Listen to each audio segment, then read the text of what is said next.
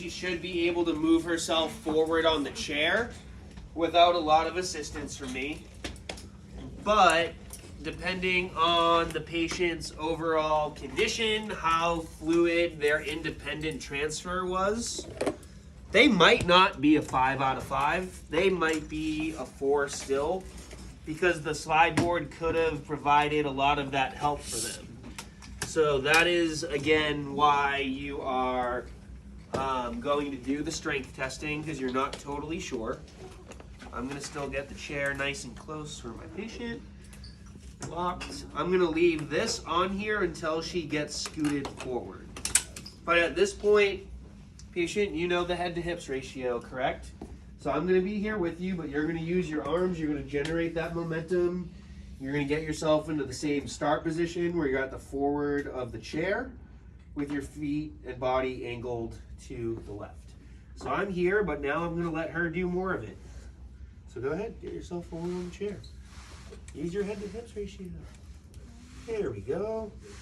She still needs a little bit of teaching. That's okay. This one was not locked. Auto-fail. So at this point, we're going to take this one off. So you can take your hand off there. I'm going to keep my hand on the patient. I'm going to flip it around. And now we don't have the slide board here. So your hand's coming over here.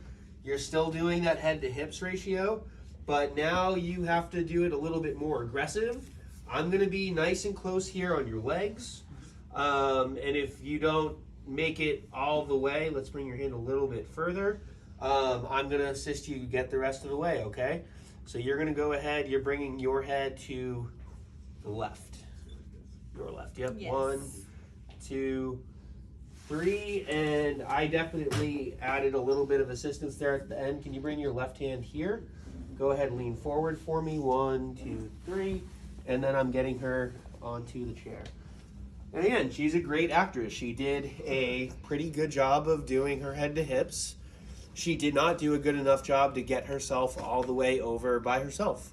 So if I wasn't here, she probably would have fallen. So I provided the assistance that she needed to get the rest of the way, but I let her do as much as she could up until that point. So if you get this scenario, this is one of the cards. I'll just be straight up and tell you.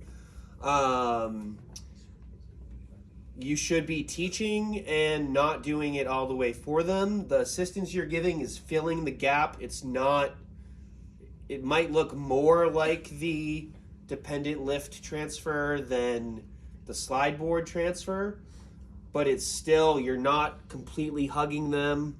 You're more close on the legs, but you're still just facilitating that movement to help her try and get all the way over. Make sense? Any questions on this one?